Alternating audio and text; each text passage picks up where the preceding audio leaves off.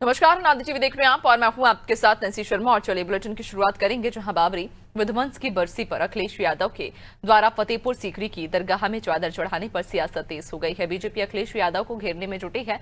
Nadir TV से खास बातचीत में कैबिनेट मंत्री जयवीर सिंह ने कहा कि अखिलेश यादव 6 दिसंबर को ही क्यों गए दरगाह। अखिलेश यादव तुष्टीकरण की राजनीति करते हैं और सनातन संस्कृति को जलाने का काम करते हैं।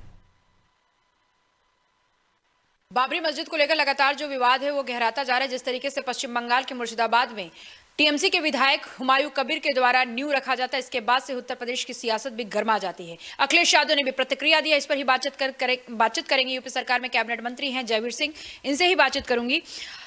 सर, सवाल यहाँ है कि क्या अयोध्या वाली बाबरी मस्जिद अब पश्चिम बंगाल के मुर्शिदाबाद में बनेगा? क्योंकि जिस तरीके से सत्ताधारी पार्टी के विधायक द्वारा बाबरी मस्जिद का न्यू रखा जाता है, आपको नहीं लगता कि किस तरीके का भावनात्मक सियासत को अब घेरा जा रहा है? निश्चित रूप से जो वहाँ के टीएमसी के विधायक, निलंबित विधायक, पार्टी से निष्कासित विधायक के द्वारा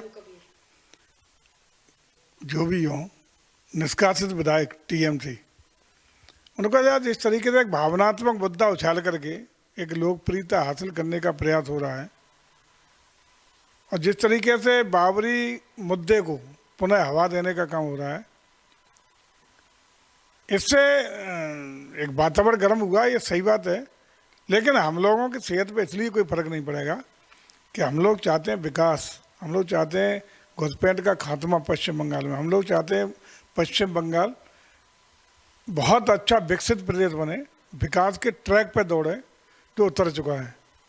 हम लोग चाहते हैं कि वहाँ के विकास के हित में घुसपैठ को रोकने के लिए एक मजबूत ताकत के रूप में भारतीय जनता पार्टी की सरकार में बननी चाहिए। हमारे देश में सियासतदारों को किसी भी मंदिर मस्जिद जाने का कोई रोक टोक नहीं है, ठीक है। अखिलेश यादव उस तारीख बड़ा राजनीति में मायने रखता है। अखिलेश यादव 6 दिसंबर, जिस दिन बाबरी विध्वंस का वर्षी का दिन था, उस दिन अखिलेश यादव आगरा के फतेहपुर सिकरी में शेख सलीम चिश्ती के दरगाह पर जाते हैं, चादर चढ़ाते हैं, उनके साथ उनकी पत्नी भी होती हैं। आपको क्या लगता है कि ये हिंदुत्व को, भावना को कहीं ना कहीं उन्होंने प्रभावित किया है? सीधा तुष्टीकरण की नीति पर ही इंडी गठबंधन, चाहे उसमें कांग्रेस हो, चाहे समाजवादी पार्टी हो या अन्य दल हो, सिर्फ सनातन संस्कृति को गालियां देने के लिए, तुष्टीकरण अपनाने के लिए, मुस्लिम परस्ती के लिए हमेशा से चर्चित रहे हैं। अगर ठीक है, चादर चढ़ाने का धर्मनिरपेक्षता में कहेंगे, धर्मनिरपेक्षता कहीं भी अधिकार है, तो 6 दिसंबर ही क्यों? सीधा मैसेज था, आप खुद ही कह रही हो, मैसेज देने का प्रयास था। यही तो तुष्टीकरण है और इसी तुष्टीकरण के कारण देश बहुत पीछे चला गया। इसी तुष्टीकरण के कारण देश को अपूर्णी क्षति हुई है। और मैं समझता हूँ कि अब भी समय है कि लोगों को बात करनी चाहिए डेवलपमेंट पे, लोगों को बात करनी चाहिए सामाजिक समरसता पे, लोगों को बात करनी चाहिए वास्तविक धर्मनिरपेक्षता में। और वास्तविक धर्मनिरपेक्षता का मतलब तभी पूरा होगा जब भारत की सनातन संस्कृति को बढ़ावा मिलेगा। सनातन संस्कृति का मतलब राम राज्य।